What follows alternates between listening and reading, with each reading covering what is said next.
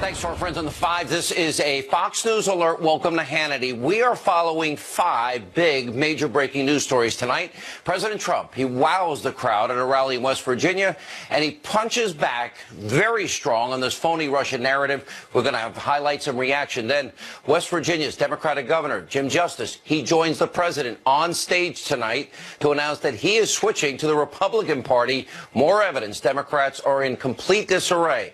Plus, clearly conflicted, compromised special counsel Robert Mueller expands his political witch hunt by impaneling a grand jury, and an absolutely shocking report about the Obama ambassador to the UN, Samantha Power, Obama holdovers, the deep state shredding your Constitution, your Fourth Amendment rights, and unmasking the American people. Plus, the deep state targets President Trump yet again by leaking transcripts of phone calls he had with world leaders. Ever remember this happening before? That's all in tonight's breaking news opening monologue. So earlier tonight, President Trump, he got out of the D.C. sewer and swamp to make his message and take it directly to you, the American people, by holding a huge, large rally in West Virginia where he just eviscerated and slammed the Democrats and, of course, the media's obsession with Russia and the special counsel. Watch the president. The reason why Democrats only talk about the totally made-up Russia story is because they have no message, no agenda, and no vision. The Russia story is a total fabrication.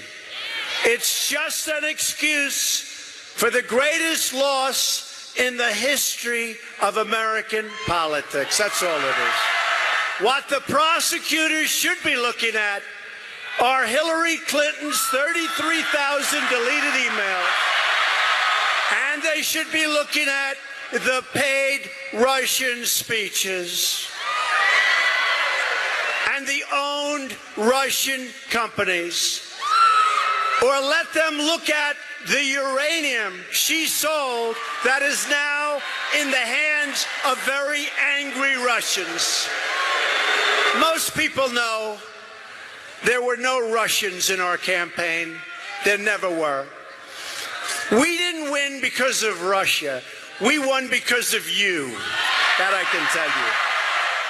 Now, the president, he's 100% right. Now, before President Trump fired up the crowd, the West Virginia governor, Jim Justice, he joined the commander-in-chief on the stage to announce he was leaving the Democrats and joining the Republican Party. This is more proof the Democratic Party is in total disarray. They have no agenda. And it's so simple to understand why those on the left, they have no message, no ideas, no real plan, and only hatred and animosity and resentment for President Trump. That does not help one American citizen have a better life or make us a safer country. Now, I'm going to combine right now the third and fourth stories of the night. The deep state strikes again, and the Wall Street Journal reporting tonight, Robert Mueller, the conflicted one, impaneling a Washington grand jury into this Russia probe. Now, if you have doubt what I have been telling you for months about the deep state in America, well, I just want you to take a look at the Washington Post. They're publishing transcripts of phone calls that President Trump had with the president of Mexico and the prime minister of Australia. Do you remember this ever happening before? And if you ever doubted media bias in this country, you need to do what I did.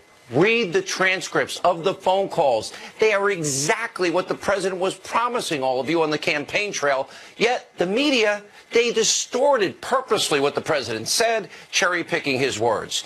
This type of thing never happened to President Obama or President Bush. As a matter of fact, President Trump, if you really look at it, he has faced leaks at a rate of 7 times that's greater than the previous 2 administrations. Remember, at one point, we reported 125 leaks in 126 days, and we've been saying, and it's only getting worse every day. Now, here is the biggest danger in all of this. This is important. Now, 99% of our intelligence community, they put their lives on the line. They protect America against real evil in our time. North Korea, ISIS, Iran, radical Islam, China, Russia. They're doing a great job, 99.9%. These unprecedented leaks illegal, unprecedented leaks about the president, including conversations now with world leaders. It is shredding the United States Constitution before our very eyes. And when you add it all up, major laws are being broken by this deep state. And as a result, these deep state actors are now being successful in preventing the president from fulfilling his promises to you, who you voted for, what you voted for. This is the greatest challenge of our time, and I don't overstate this. And what's happening now is this. The deep state, that 0.1%, they have now taken these powerful tools of intelligence and they are weaponizing them. These are tools that are supposed to be used to keep you, the American people, safe and to inflict, they're using it for as much political damage to stop the president. And yes, they want to remove the president from office. Now, we're also learning more about these deep state actors. As of tonight, we have been telling you, the Wall Street Journal reporting that Mueller, okay, he's impaneled a Washington, D.C. grand jury. Also tonight, according to another report, the FBI is looking into the finances of President Trump. Wait a minute, I thought it was about Russia. They're looking at his family. They're looking at campaign associates. They're looking now at the Trump organization. How is this about Russia? This, what I warned you about, investigative creep, is beyond the pale. This was supposed to be about Russian election collusion. Look how far it has now expanded. It is so deeply corrupt beyond anything I've seen in my lifetime. Robert Mueller is now carrying out a political witch hunt. And Mueller is close friends with James Comey, the star witness in the case, which could be a violation of two laws. But there's much more. Mueller has put together a Democratic hit squad that has donated tens of thousands of dollars to, let's see, Democrats, including Hillary and Barack Obama. Take a look at that chart on your screen. 8 of the 16 members of Mueller's team have made political donations to Democrats, while the other 8, according to public records, haven't donated at all. Oh, really? Not one Republican donor? 8 Democratic donors? Does that sound fair and impartial to you? Or does it sound more like a politically motivated witch hunt? Imagine if the tables had turned. A bunch of Republicans investigating a Democratic president. The left in this country would be in an uproar. The investigation would be stopped like this investigation should be stopped. And that, by the way, is only the beginning of Mueller's massive conflicts of interest. It is why earlier this week, Congressman Trent Franks called for Mueller to resign. And again, as my friend Greg Jarrett has pointed out, he'll join us in a minute, grand juries, you got to remember this, they are completely one-sided. Heavily favoring government prosecutors. Defense attorneys are not allowed in to talk to the grand jury, and prosecutors can put forward any evidence they want. It's why they have the old saying, you can get a grand jury to indict a ham sandwich. This is now very serious, and this can't be ignored. Mueller conveniently handpicked Washington, D.C. to impanel the grand jury. It's a city. Donald Trump got 4% of the vote. 4%. This is now the deep state gone rogue versus you, the people, and the President of the United States. The weapons of intelligence, the powerful weapons, have now been turned on the President and turned on you, the American people. And our Fourth Amendment rights are being trampled upon. Take a shredder. Crimes are being committed. Nobody is seemingly investigating. Also tonight, our fifth and final very important story. Who are these deep state operatives? We have more evidence now that the Obama administration weaponized the tools of intelligence in the intelligence community in part to target the president and his administration and the transition. This is what we refer to when we say the deep state. That is them shredding the Constitution. We don't have equal justice under the law. Leaking purposely, selectively, to undo the results of an election, to delegitimize the president. And as I said, if they can, they want to take him out of office. Take a look at this headline from the Washington Free Beacon. Former UN Ambassador Power unmasked hundreds in the final year of the Obama administration. And sources that spoke to the Free Beacon said that this was, quote, unprecedented for an official in her position. Why does she want this information as UN ambassador? This is the type of thing we have been telling you about. We've been telling you and warning you about. Now, we also learned this week, thanks to our friend Sarah Carter, who will join us in a minute from Circa News, that former Obama national security man, Ben Rhodes, is now the person of interest in the House Intelligence Committee's investigation. Also, Congress is questioning other Obama officials, Susan Rice, Brennan, about the unmasking. And don't forget, Comey, he too can be in trouble. And Sarah Carter last week reporting the FBI General Counsel, he's under investigation for leaking classified information to the press. What's going on here? And the Hill's John Solomon has reported that former Obama Director of National Intelligence, James Clapper, he made it easier for officials in the executive branch to unmask members of Congress and their staffers. All of this is not happening in a bubble. All of Hillary Clinton's email crimes, deleting, bleach bit, hammering devices. We have no special counsel for that. We don't have a special counsel for Uranium One, 20% of American uranium, 145 million in kickbacks. We don't have a special counsel for the Ukrainian election interference. What's the difference between that and Russia? We don't have a special counsel for those that are unmasking and leaking intelligence. We don't have a special counsel for Congresswoman Debbie Wasserman Schultz, IT staffer. Why did they have broken hard drives in this guy's garage? We don't have a special counsel for Comey, having his friend leak information to the press, removing government property from the FBI. This is how serious this is. This is a war between the deep state and you, the American people, and the President of the United States. This is a war against the Constitution. Crimes are now being committed. The pathetic Republicans in Congress have shown themselves to be impotent in a moment they are most needed. I'm going to tell you the most serious part. Tonight, if I'm in the Trump administration, or if I voted for President Trump like many of you did, I'd be concerned tonight, because all that deep state noise we have been hearing from the left-wing media, the destroy Trump media, by the Democrats, by weak Republicans, has now led us to where we are today. I have been warning you every night for months. Now it's real. The deep state leaking, causing hysteria, is real. Media-induced, breathless hysteria is real. The hysteria, the noise, has resulted in Mueller's hiring. Mueller's out for blood. Republicans are not doing anything.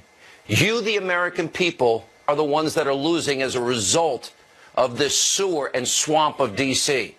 And as of now, tonight, sadly, I have to say, the advantage goes to the deep state. The advantage goes to the corrupt, lying establishment media.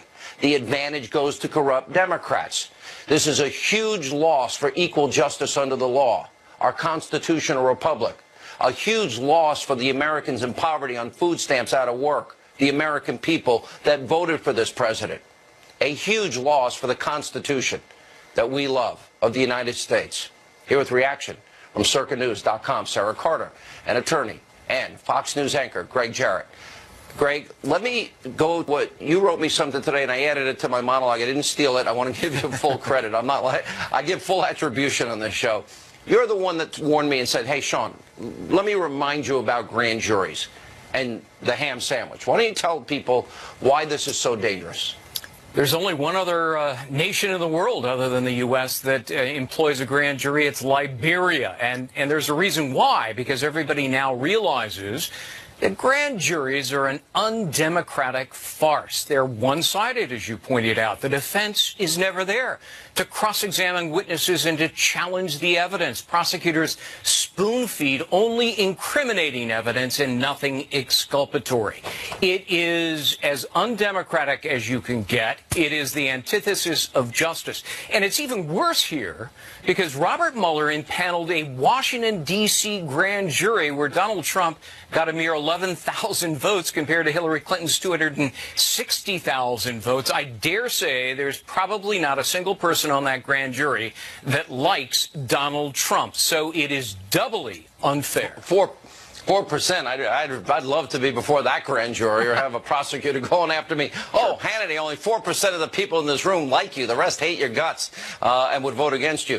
Sarah Carter, before I get to the very specifics of what McMaster did, which is inexplicable to me. I can't understand this. Before I get to that, Am I right about the threat this deep state is posing the country, that the leaks caused the special counsel, that the leaks and the hysteria of the media caused us to be where we are, and we're now facing a clash of the deep state versus the American people and the president?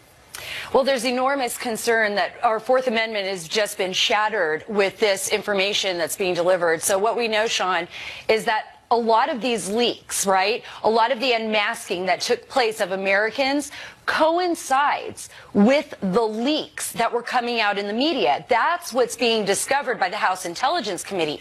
Now we see Ben Rhodes. It's expanded to Ben Rhodes, former Deputy National Security Advisor to Obama and Susan Reince. We see now that Samantha Power with the story in the Free Beacon. Hundreds of unmaskings. This was unheard of before. This just never happened before in our republic. So we have to ask ourselves, what were they looking at? And one more point, Sean, and a lot of people don't realize this. Out of all of the reports that were viewed by the House Intelligence and U.S. intelligence officials, they told me that according to what they've seen, only the Obama officials wrote a very simple thing, like need to know, national security, but they didn't file the paperwork that was filed by the analysts. How does the ambassador to the UN, Samantha Power, how does she unmask hundreds of Trump officials? How is that possible? Under what rationale could that happen? And am I right when I say a 300, you say 320, I say 350% increase in unmasking, especially sped up during the election cycle, 7 times more than the last 2 administrations, and we see these selective leaks and the impact it has had in the narrative in this country, and all these other scandals with evidence are ignored, Sarah? Well, remember, John Solomon and I disclosed that. In 2011, the Obama administration loosened the rules. Nobody knew about this. They loosened the rules so much so that people within his administration were able to do this without having to file the enormous amount of paperwork that it would require to do. And so people within his administration, high-level officials like Susan Rice, like Samantha Power, John Brennan, former head of the CIA, and others were able to unmask Americans. Remember, this was highly protected. These are so classified that only a handful of people were able to see them before. So this is so unprecedented. All right, Greg Jarrett, let me go back to the legal side with you and pick your great legal mind. I look at Uranium One, I look at Debbie Wasserman Schultz, I look at Ukrainian collusion, I look at deleting BleachBit, hammering shut, destroying hard drives, I look at the unmasking, intelligence leaking, and I'm thinking the evidence is overwhelming and incontrovertible. I don't see special counsels on these issues. Why? Well, the imbalance was made clear tonight by the president when he said, what about 33,000 emails that were deleted and wiped clean? Arguably, that could be obstruction of justice because those documents were under subpoena. And as for a quid pro quo pay to play, there is sufficient evidence here, an abundance of evidence, to reopen that investigation. But you have to do it with a special counsel, as the House Judiciary Committee is now demanding of the Department of Justice. Why? Because, remember, go back to the testimony of Jeff Sessions. He recused himself from anything related to Hillary Clinton during his confirmation hearing. So it's got to be a special counsel. All right, Greg and Sarah, stay with us after the break. And also tonight, you don't want to miss it, President Trump's attorney, Jay Sekulow, here with reaction to Robert Mueller, impaneling the grand jury, and Newt Gingrich, all tonight. Stay right there.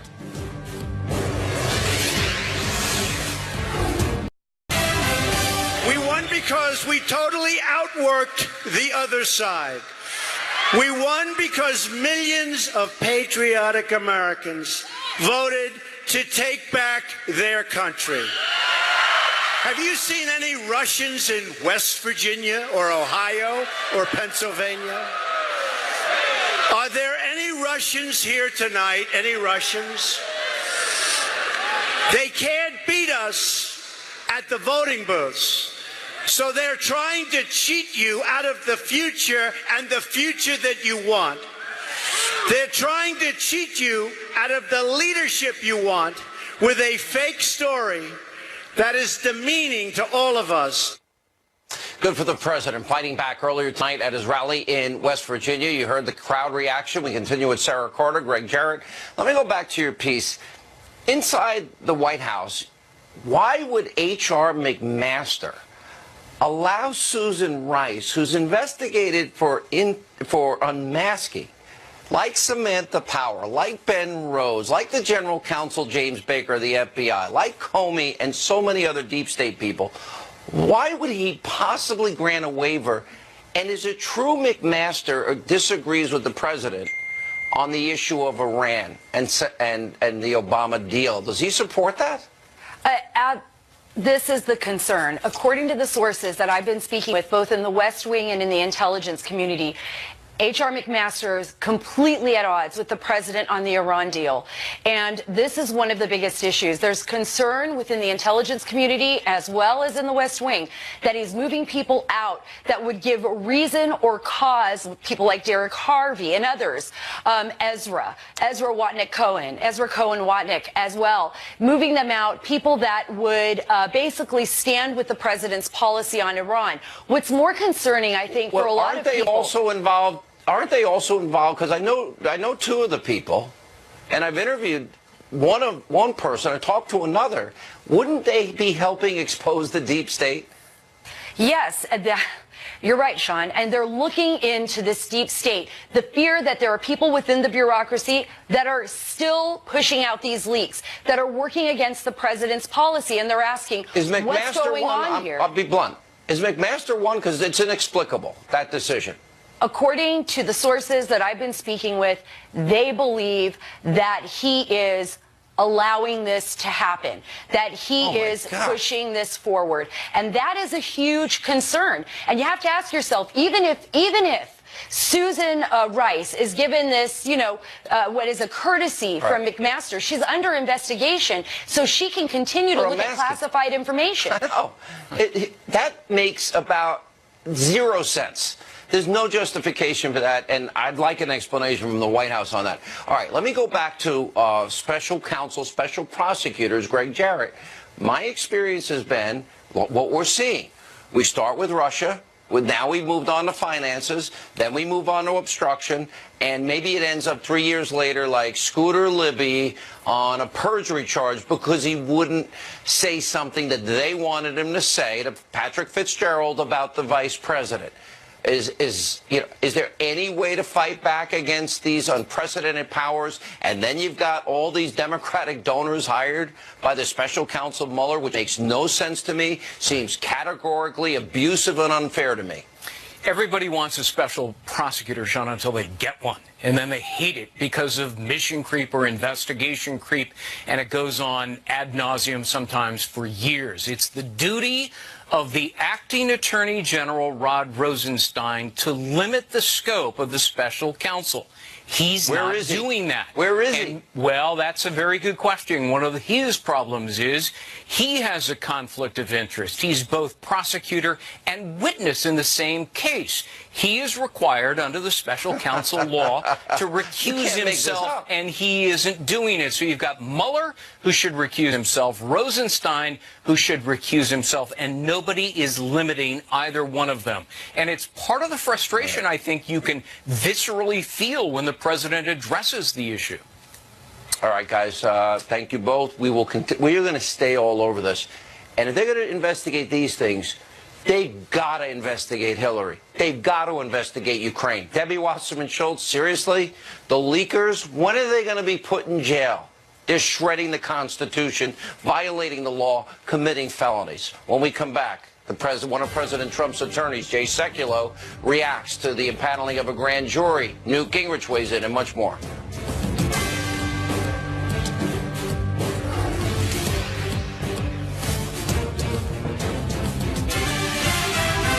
The Russia story is a total fabrication. What the prosecutors should be looking at are Hillary Clinton's 33,000 deleted emails. I just hope the final determination is a truly honest one, which is what the millions of people who gave us our big win in November deserve, and what all Americans who want a better future want and deserve.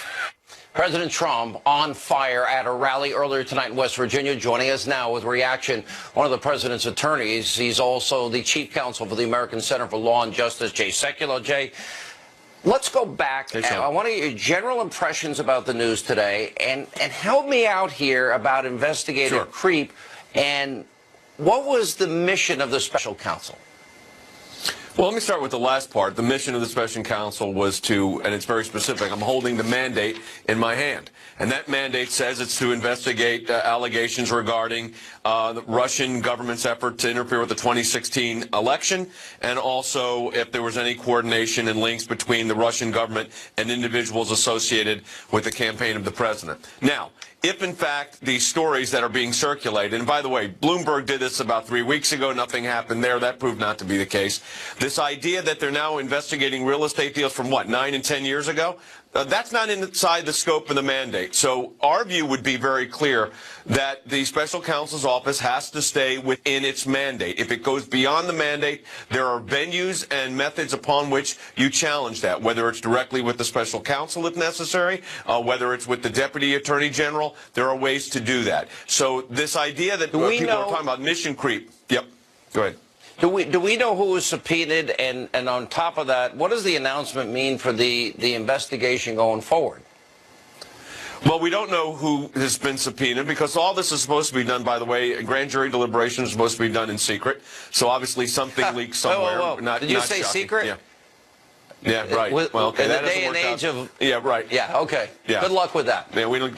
Yeah, right. So, but that's the way it's supposed to be. Now, here's what happens. This idea that this has been an impaneled grand jury, as if a grand jury's been set up just for this, there's no evidence of this. Grand juries sit in cities like Washington, D.C., in major metropolitan areas, are constantly in session. So all that has probably happened here, and this is normal in an investigation. And I think there's been a lot of media hype on this, but what's normal in an investigation is a grand jury is utilized to get evidence. It may be documents, it may be witness testimony, and the subpoenas are issued that way. It doesn't mean, by the way, that anybody in Bob Mueller's office has appeared before a grand jury to ask for anything. Those subpoenas are issued on behalf of the grand jury through the, in this case, the special counsel's office and the clerk of the court. So there's no evidence as it exists right now. We don't know of any evidence of Robert Mueller or the people within his office going before a grand jury with anything right now.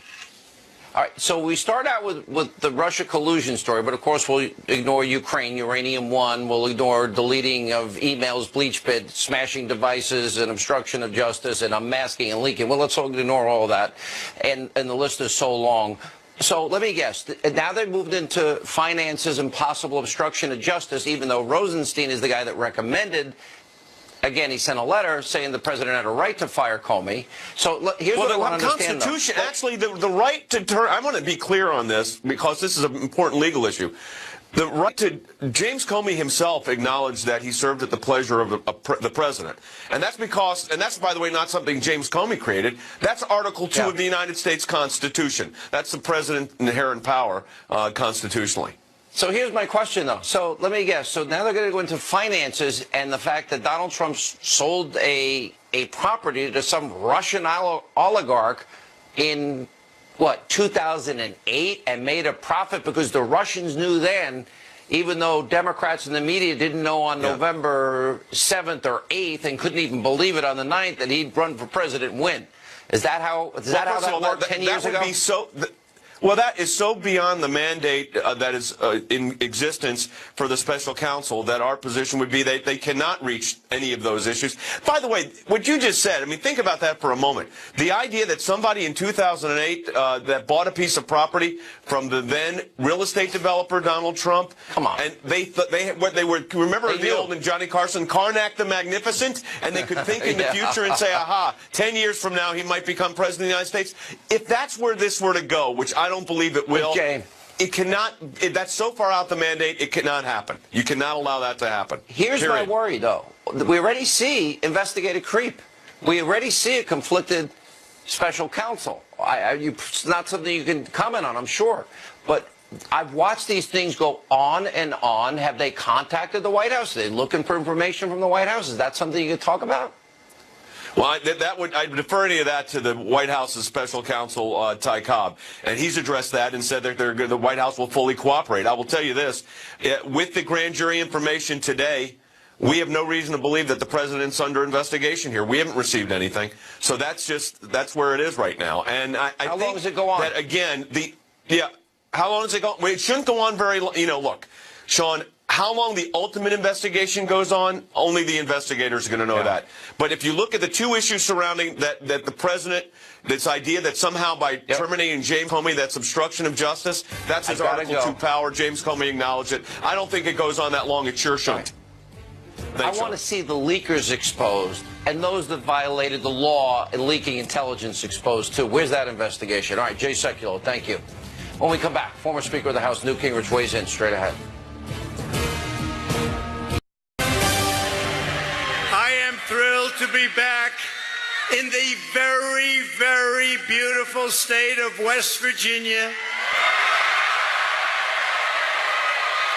And I am proud to stand before you and celebrate the hard-working people who are the absolute backbone of America. Thank you.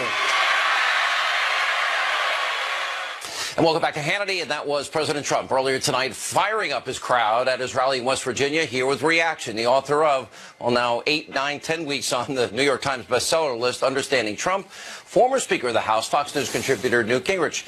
So I'm contending tonight, and I think Greg Jarrett actually confirmed this, all of the noise, all of the deep state leaks, when did we ever see a president's conversation with prime ministers and presidents ever become public like this? All that noise has created what Mueller did today, in spite of hiring all Democrats, even Clinton's attorney.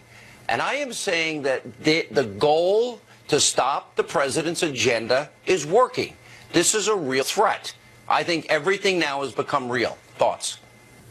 Well, I think it's very real, and I think it has been all along. The Mueller threat is probably the most deadly because he has the power of the law. He has the ability to indict people. He has the ability to negotiate and let some people off if they'll testify against other people.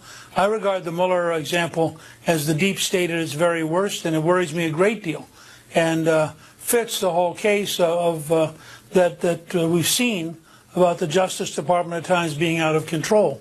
So that worries me a lot.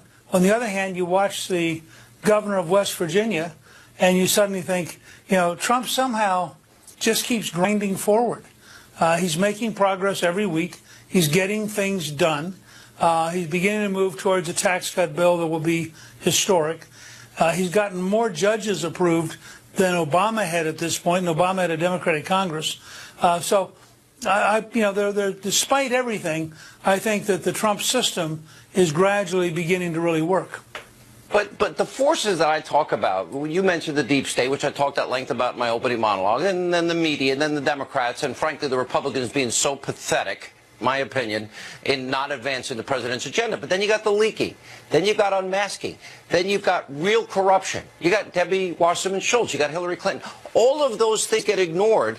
The noise creates where we are tonight, and I cannot believe the double standard.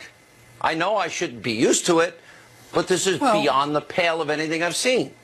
Right. That's because I think that the fact is Dennis Prager's essay on the Second American Civil War is right. This is not a double standard. It's a very simple standard. If you're the left, you hate Donald J. Trump. If you're the left, anything you can do to undermine him is okay. And if you're the left, you automatically ignore scandals no matter how big. I mean, take, for example, the Debbie Wasserman Schultz scandal that involves some Pakistanis who were involved in information technology in the House. Over a period of 13 years, got millions of dollars, stole from the House. We have no idea how much information they got. This actually involves 37 different Democrats. It doesn't just involve one. This scandal, in a world where the news media was serious about covering scandals, this would be a page one story every day because it reads like a novel. It's so unbelievable. But we're like a voice in the wilderness. Hillary Clinton. No, I think we are the voices that are necessary to gradually rally the country. And I think the reason that we sometimes get attacked is because from the standpoint of the left, when you and I and others like us, you know, and Rush, for example, celebrating his 30th anniversary, you know, think about the impact you and Rush have had on radio and how much you've changed America by telling the truth, by building an audience that follows the narrative and understands what's going on. Well, we're going to take a break. We'll come back. I specifically want to get into all the issues with the deep state, because I think it all originates there. More with Newt Gingrich straight ahead.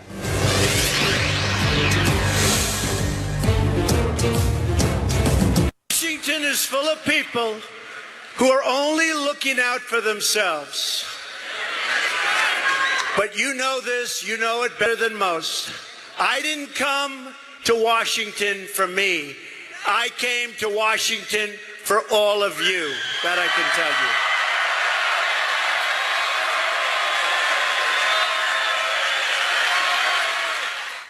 All right, that was more of the president earlier tonight at a rally in West Virginia. Welcome back to Hannity as we continue with former Speaker of the House and author of the New York Times bestseller, 10 Weeks Now, Understanding Trump, Newt Gingrich. So my theory is, I'll try and break it down very simply, is that how did we get here? If it weren't for the deep state, 125 leaks, 126 days, 7 times the past 2 administrations, if it wasn't for the media echo chamber, if it wasn't for weak Republicans that do nothing, you know, except sit on their hands and they won't even use their subpoena powers, they're not legislating, we don't get here. Samantha Powers, Susan Rice, Ben Rhodes, Clapper, Comey, now the general counsel of the FBI, all of these people potentially involved in leaking intelligence and unmasking people. Have you ever seen anything like it? Did you ever see a prime minister's conversation with a president or another president's conversation with the president leak like this? No, I think what you have, and you're exactly right, the administrative deep state, its lobbying allies, its news media allies, are all determined to try to destroy Donald J. Trump. It's a very straightforward fight, and I recommend to everybody Sidney Powell's book, License to Lie, about the Justice Department, which goes through in detail, both with Alaska U.S. Senator Stevens and then later with the Enron case in Texas, how deeply corrupt parts of the Justice Department are.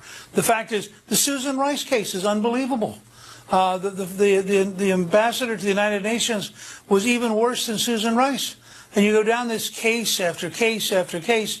The story we got today, when apparently, or yesterday, when more of Huma Abedin's emails came out, and there are direct quotes of, this person gave $1 million to Clinton Foundation, we need to take care of them. I mean, how can you not be indicting these people for plain corruption? Where's Robert Mueller on this? Robert Mueller is now involved in investigative creep. He's hired all his Obama, Clinton, Democratic donors, and even Hillary Clinton's attorney. Where are the investigations into these matters that I keep talking about every night? Well, I think there's some movement on the House and Senate Judiciary Committees. There are some steps, but I agree with you. Look, I think the Republicans should be dramatically more aggressive in taking all this on.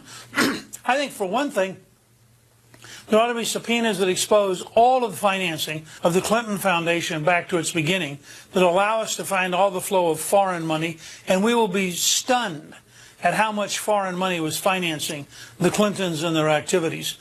So I look at the effort to distort what the Trump family's done, and then I look at the open public record of what has been done by Bill Clinton, by Hillary Clinton, and by their allies, and I think it's an astonishing double standard. Do you think we get there? Do you think we actually, how concerned are you that this gets to the president, that this gets to his family? Well, I'm very concerned that Mueller sooner or later will get somebody, just because he's brought in so many headhunters who are so vicious and so dedicated and so left-wing, that they're going to find somebody for something. I don't think they get to the president. I think this is going to be a running brawl for a while. And I do think the Congress ought to be asking, what's the basis for what Mueller's doing? I mean, how can he just be expanding what he wants to look at endlessly? And why aren't people frightened when they watch the pure power of the government, which ultimately can crush anybody if it works at it? There's something almost sick about the system as it currently works. All right, Mr. Speaker, thanks for being with us. We appreciate it. All right, when we come back, you need a smile on your face? All right, our conservative duo, our friends Diamond and Silk, back to give the final word. Straight ahead.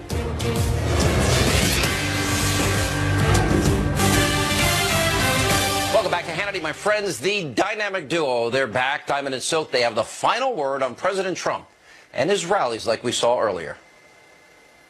Hey, Sean, here's our final word for tonight.